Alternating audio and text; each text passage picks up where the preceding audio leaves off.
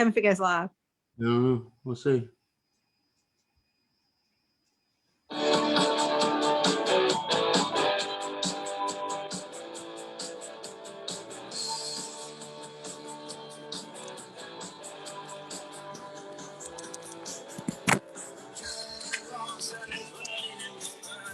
Hello. Yeah, I guess we're live on Facebook. Are we live on Facebook? First, yeah. You start talking and I'll look at my phone and see if it's got audio and all that stuff. I'll just pretend like I'm listening like usual. I hope it's not just me on live. I don't want you to say something brilliant and me forget to hit record or not get audio. So what was that you were just playing? Do you know what I was just playing? Some rock and roll, it sounded like. Wait a minute. Do you really not know who that was? I don't. I was nervous. I think it was because I was nervous about what was about to happen. If I had to click on. Okay. Can I give you one more? I'm gonna give you one more clip. Okay. Let's see. Oh, law offices liable.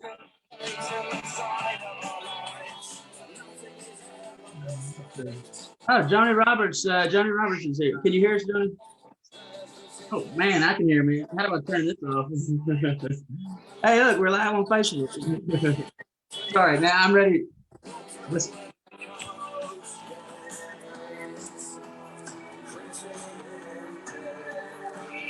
Psychedelic Furs. Nice, Psychedelic Furs. What these are. You don't know them though, right? No, but I don't. And that's why I like this, because you have your own time period. I have my time period was 80s, and that's why I like to hear what you were listening to. I like to listen to what I was listening to. I like to listen to what the kids. I mean, I can listen to Chance the Rapper with the best of them, but I just love music. Yeah, but awesome. I got you. I love it. I got you. Psychedelic Furs. And I've had Carole King on the mind today. I had the gift of somebody telling me, just listening to two people talk about an album by Carole King. It was I don't even remember the name of it now, but it's a beautiful name. Beautiful. Yeah, the name of it has got So Far Away, and it's got You Got a Friend, that James Taylor song. Yes. The whole album's great through it. And Beautiful was my favorite song on it. I'll think of the name of it later. It's like something like Landscapes, or it's whatever it is. I'm tempted to want to look right now, but it'll come to me later. It's a beautiful name, Carole King. I saw that it was ranked somewhere, Rolling Stones, like my 25th album of all the top 500 or something albums of all time, and it was. I've been enjoying it because somebody was talking about it last night passionately, and I could tell I needed to listen to that thing. But anyways. So you had never heard it until last night? I love albums, and I love that, I've got the record player that looks like it's way cooler than it is, that I got on Amazon in my office, and a bunch of records that I'll never probably haven't even listened to all half of them. But I do love the music. It might have had something to do with us getting banned in North Korea, Cuba, all the countries you want to be banned in. But no, I had never listened to the album before. I'd heard several of the songs. I can't say that I'd heard the song Beautiful before. I don't know if it was the 5th or 6th track, but I love the way the albums tell a story. It's almost like they used to make music, with the albums. I mean, you could think of what are some of your favorite albums when you think like an album, and like I think Alicia Keys, As I Am, Hotel California. That's back when they made like vinyl. Rumors, Fleetwood Mac. Yeah, we're gonna talk about them today. The Who kind of like revolutionized it. Led Zeppelin. You wanted to talk about Stevie Nicks and Buckingham today. Yeah, we are. But before you look beautiful today, Gina Willis. Well, Charlie, you were always beautiful, my friend. And I hope you could feel me sending you good vibes this week, because you made quite an impact on me and my classroom this week. So I wanted to share a little bit about that, if I could. Please do. So when I went to your office last week, you had a jar, and if any of your employees say any disparaging remarks about themselves. Any of my team members, my friends, employees. I interrupted. I know. I didn't Mail know interruptions. but you know, I one mean, strike. your buds. They had to put and I just thought, I was like, wow, that's really good. I love that. And so then I thought, okay, well, you would do it with money. And of course, I don't want to take my students' money, but I have lots of play money. So I actually took the initiative to start when we got back. We had a snow day Tuesday. And so on Wednesday, when I got to school, I did I brought out the money and I talked about how we were going to use the money for positive reinforcements and catching you saying kind things to one another, catching you, but mostly catching you say kind things about yourself. And then I would take money away if you said anything disparaging remarks about yourself or anyone else. Well, my kids are so good. They don't talk about each other bad, but sometimes they're bad about, the word CAN' is a bad word in my class. Yeah. That's a bad word. And so kids aren't much different than adults. That's kind of one of the things that I guess inspired it in my, it was that and getting behind a camera and the word I can't were the things that kind of inspired it for me. So well, okay, you said getting behind a camera. Okay, watch this. What about we don't think about, you have caused me to think about everything we do has to be intentional with the money, with the bucket or collecting. So when I say intentional, like you and I are talking about vulnerability. Okay, well, guess what? So, there's lots of different kinds of children. Some children love to get to the board. Some don't you dare call me to go to that board. That's a moment of vulnerability for a lot of kids. Like you said, yours was beating out of your chest when we first started. You can kind of, I remember never wanting to be called on in class or even in law school. Or really, I became a trial lawyer, but I guess I'm a master's. But it's got to be. What do you have an idea of what percentage of your students you would say have pretty like severe anxiety in terms of performing others on the board? I couldn't give you a percentage, but I know exactly the personalities of every child. And so this week I got to see some kids really come out of their shell, Charlie. I saw when I saw you post I can't wait to hear this. The money thing worked, and this one little girl who just won't talk. I done everything to make a relationship with her because I try to have a relationship with all my students, and we have one and we talk, but mostly it's me talking and her just nodding. And this week she was talking to me and asked me could she go to the board. Okay, drew me a picture, wrote me a note about how it's okay to fail because Miss Willis says it's okay to failing is part of learning and part of being successful. And then wins this big tournament we had yesterday with this game I play with my students. The little girl that never says a word won the game. She put herself out there, Charlie. And so last week when you asked me, what is vulnerability? It's putting yourself out there. Yeah. And I guess, and you kind of know, and it's not just an expectation, it's knowing that if you're going to remain vulnerable, you are going to fail. I think when we talk about being nervous or being behind camera and our heartbeat, and I think at the same time, it's important to check in. I can feel the chills, in my body, not just then when you were telling that story, because it's such a wonderful, joyful story that it's just the kind of stuff that we all need to hear as much as I need to hear as much of as possible these days. So thank you for doing that. And thank you for just being so open-minded and allowing, whatever positivity to shine out. You can only give what you have, or you can only give what you have to give. And apparently you got a pretty good store there. And I'm glad we have been able to access it by having some conversations and in children too, trying to learn. So as we sit here and try to learn too, I can feel the chills, and it's way different than the heartbeat. They're both definitely like, you know, feelings of being alive. It was electric.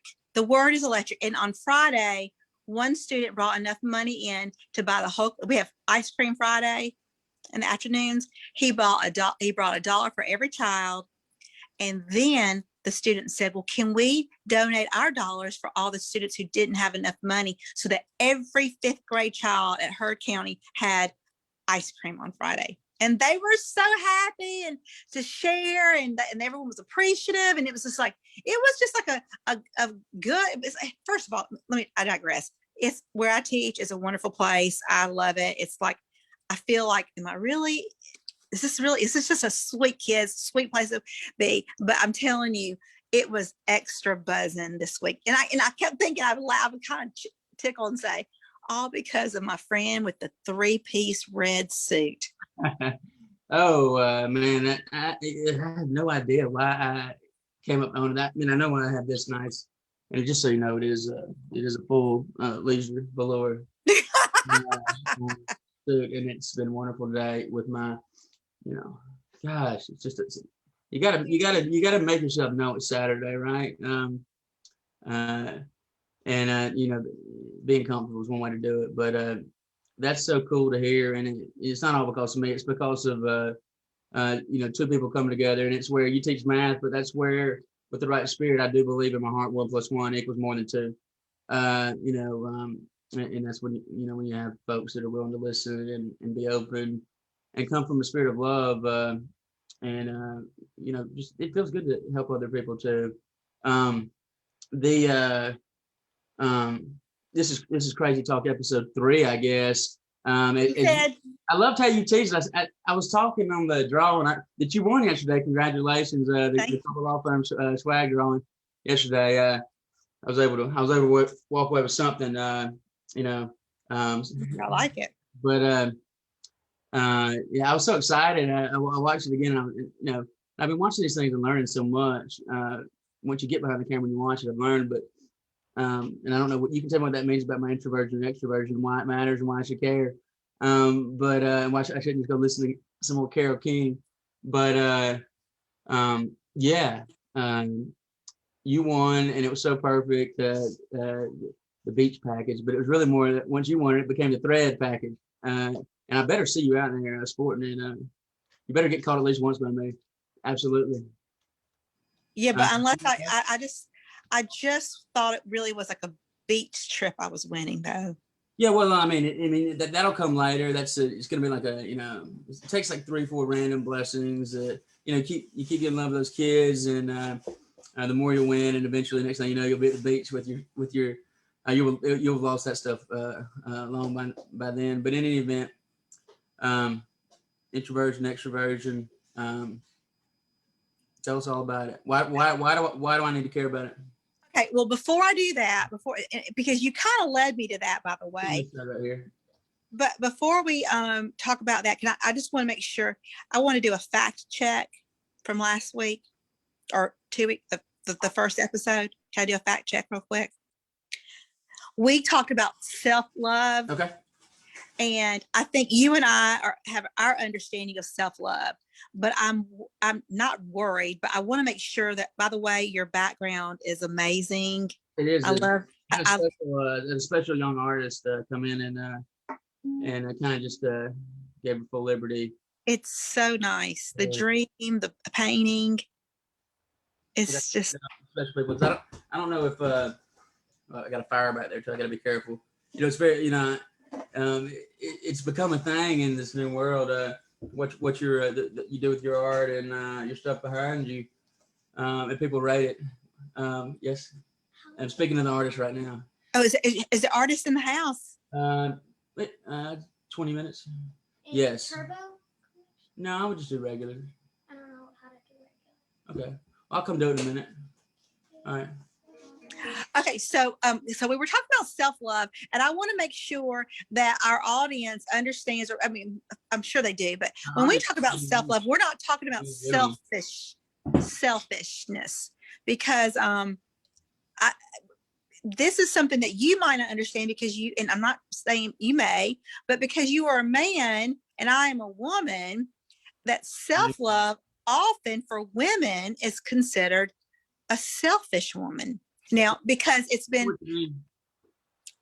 taught to us from a very, maybe it's my age, but from a very young age, it's taught in church, it's taught in your family that you always put yourself last, and that this is a real thing. I promise you, this is a real thing. And 100%. I mean, I'm very interested. So selfish. So first of all, I I guess there was a prayer in Lent on Ash Wednesday, and it was talking about, being selfless. And I do think that you are happier when you are selfless, but that has nothing to do with what I mean by self-love. So I want to make sure we convey this correctly.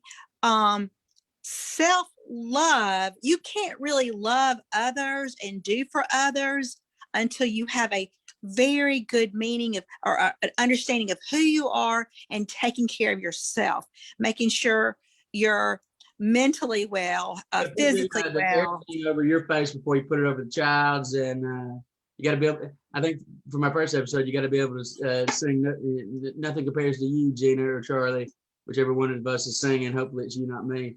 Before you can sing it to somebody else, or whatever the song is.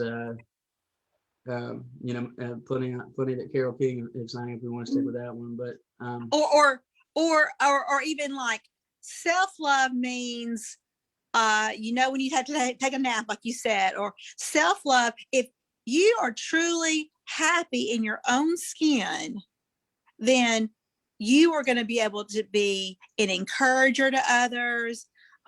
You're really not good to anyone unless you are in a good place in your own life, is what I mean. Is that make sense? You can only give what you have, so that the love that you get what you give. Reflect the light. We're all kind of mirrors. I mean, I'm only in control of me, and I guess in a sense, our friendship is a mirror, and there's something that that's reflecting back that apparently over time we're learning from, and I just like in watching some of these things. I remember back to just other conversations we've had. You've asked some questions. It's really been some very simple questions you've asked to me that I've learned so much by actually answering honestly, and you talk about vulnerable or whatever, but just to build off what you were saying, the self-love thing, it's I've lived a life definitely with the contrast to it, where I sought validation. If someone else was thought what I did was good, or thought approved, then it was good enough or whatever. But I needed that. I need submit the paper, check it off, application or whatever. And that was good enough. But now, I get to check off my own application and decide whether or not it's good enough.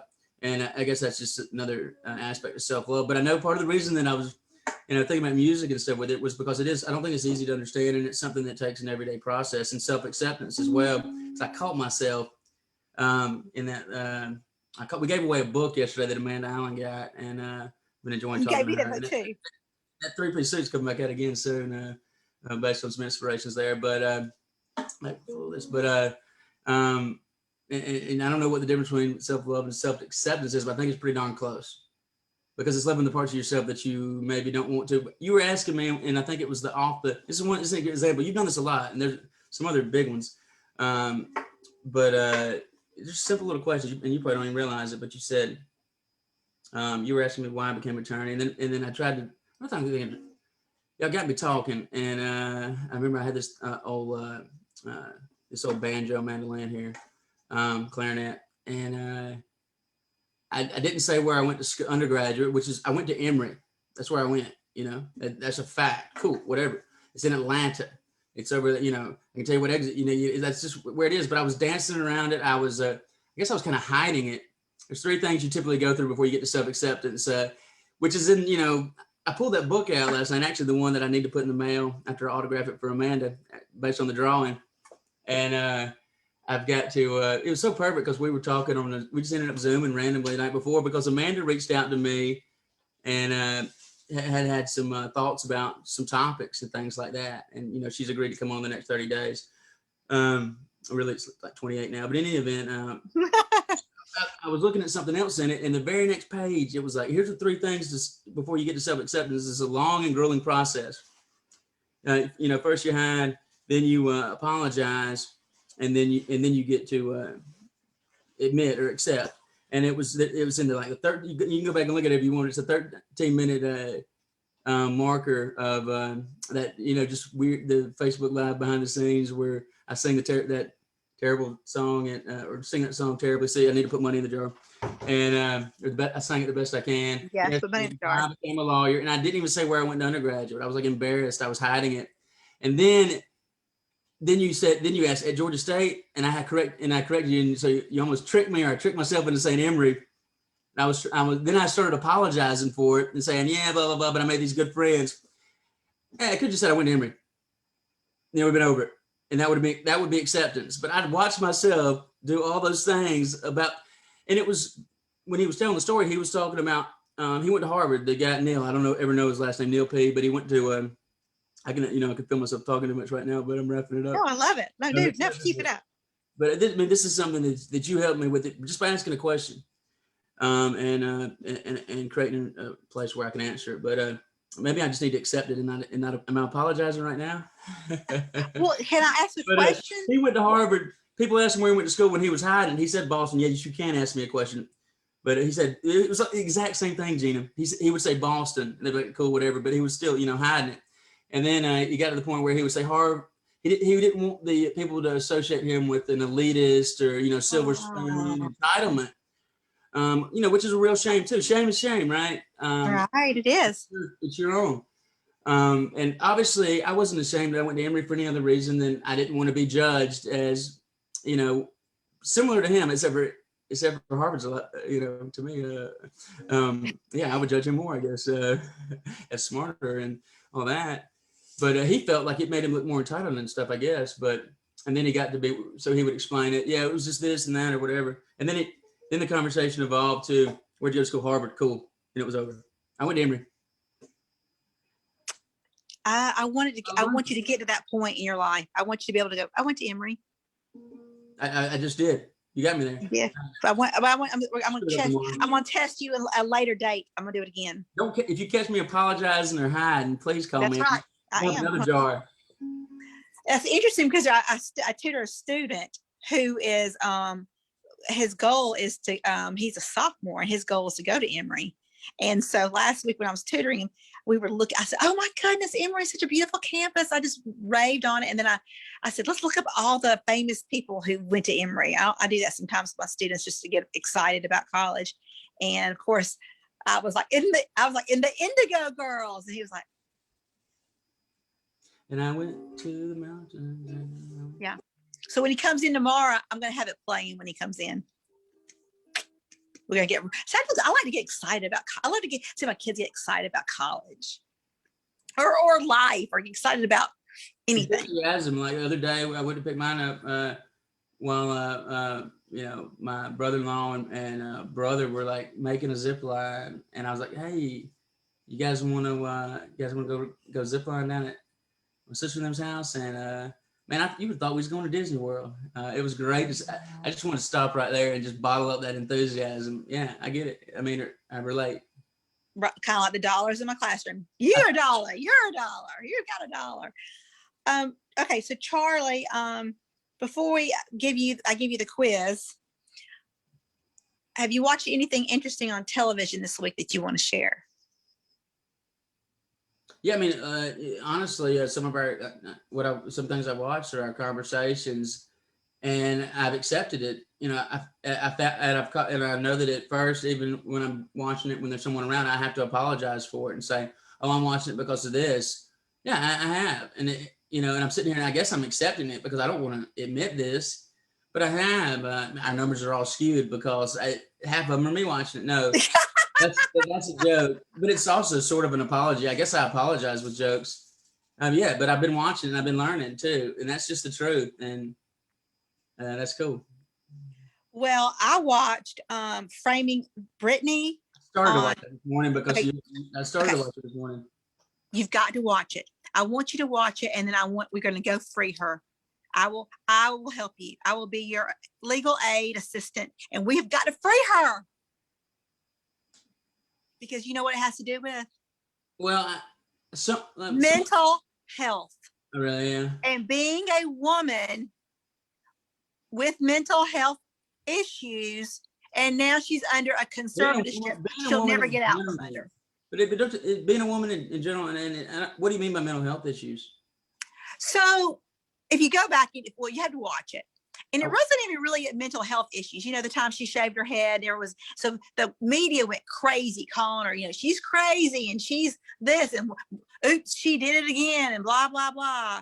And just made her out to be like, okay, so when you watch Diane Sawyer, I can't wait for you. You've got to watch it and call me as soon as you watch it. Because Diane Sawyer, who I respect 100%, grilled her like, she said something like, do you think what you're wearing and the things you're doing is a good example for young girls? She's shaming her on national, and Brittany, she starts crying, and I would have cried. And I was like, wow. I mean, how much control do you think Brittany had? I mean, there's so many people probably. I mean, she started out young too, like it was right. Clubhouse or whatever it was. And you got all. I mean, just think about it. There's this book by Chuck Palahniuk called Survivor. I don't know why I think of it, but it's like there's so much you can groom and mold and chisel into the someone into this person. And when do they have time to stop and think? I mean, it seems like there's a lot of art that's been made, kind of showing how lonely it is. And I think a lot of evidence too from. I mean, you see, like some of the ones that super famous, like Matthew McConaughey. He goes out in the desert and. Yeah, I've got the book. I haven't finished it yet. Oh man, green lights. We got green lights all day, Gina. I have it too. Yeah, no, we do you like it? Do you understand it? We get green lights. I was wondering if you got it, and Mary, you just told me you do. We get green lights, all the green lights, honey. Sometimes you think it's a red light. It was a green light. No limit. Story. He's just got such a good attitude. I remember I was actually on a Zoom with the first Zoom, like kind of like double date, and everybody was kind of tired. But can you do a Matthew McConaughey impression? I can. He's been doing his impression of me, and I need to find me a good lawyer and sue him for stealing the book that I was eventually going to write one day. And after I got done talking about it. He's really ripped my whole image off, and I think he's a all right. He is such a cool guy, and the insight into his parents and his and it validates everything that I kind of wanted it to be. I mean, first it's like he's so good looking and he talks like that, and then he performs that, as a lawyer, he performs that for such a meaningful case. He sacrifices so much. And then he performs that like just magical. Imagine that girl was white. Close an argument in A Time to Kill, and all right. But all right. But yeah, he's like I think he's had to work really hard. Now he kept journals and wrote. Yes. He kept up with them. Apparently I wrote too, but he had a couple pages I've been able to find anywhere. Did you see how his dad died? Isn't that crazy? Gina, I'm gonna tell you this. It's like somebody gave me a bottle of, assuming I drank whiskey or something. I don't want to like close the door to anything, but it's like somebody gave me a bottle of Pappy Van Winkle with that book. I've been kind of like savoring it in little sips because I enjoy it so much. I mean, I went out and ordered a bumper sticker, and then I got another idea. Like nobody wants a bumper sticker, but I've been, I got an idea for a bumper sticker that I think people might want, but that's neither here nor there. I love your bumper stickers. I love your bumper stickers. Yeah. Okay, so anyway, Thank you. What about when? I think I should. Let me. Yeah. I think for some reason I just want to. Well, I don't know. We'll just keep going on. It doesn't really matter. I just started recording on. We can always get Facebook Live. I just started recording on this. What is it? Zoom. Okay. But the reason we did this was because I was thinking that my mom and them. This is my mama right here. Well, it's actually a few mamas. Can you see that, Jenny? I see it. No one's seen these. These are called pictures. They're used to frame them, and you had to take them to like a Revco or something. You ever heard of these things? I have heard of that before. And if you make one that has a button where somebody come to my house, they can hit like and that means someone's coming. That's a good idea. Hey, In the pandemic, I was like a lot of likes. let's trademark that. My mom's my mom's in there too, and one of my other moms in there, and actually all my moms are in there. At least my mom and them side, because I thought Ellen and Ida, they're all together, except for Miss my godmother. She's in town. I had the best evening with her last night, and I want to toast to her. And she's just hey, Charlie, what she's a lovely woman. But they were supposed to be here, but so I appreciate you agreeing to do this, Gina. Sure. I don't know if I can turn it off or what, but what's the worst that could happen? I end up talking to you for a little. Actually, the worst that could happen is I can spill my chocolate drink all over myself. But go ahead. So so you were talking about Russell Brand and the cat, his reaction to the cat video, and that was pretty funny. So I watched that, which you suggested, and thank you for that. That was lovely. So actually, it was more than lovely. I think I watched it 70 times. And then also I listened to him and Brene Brown, which I remembered I had listened to that before. But Ellen Hudson Harris came in. Hey, Ellen, did you see me show that corner of your face? Hank Hughes. What's up, Hank? Who said that? Then Betty Fagundes was in here earlier. Hank Hughes, his baby mama's not right. I used to say things like that, but that's not funny. Really, the Hank, the father of Ida's two very impressive boys. I'm glad, as impressive as you can be. I'd love to see that there's some vulnerabilities in them, and they have their good down there guys, but they've been, they're tall, handsome. Good job, Hank, passing the genes down and Ida too. But they fly planes and they do heroic things and they do it well, and they're fun to be with, and they seem to love each other. Nice. But anyways, that's who that is.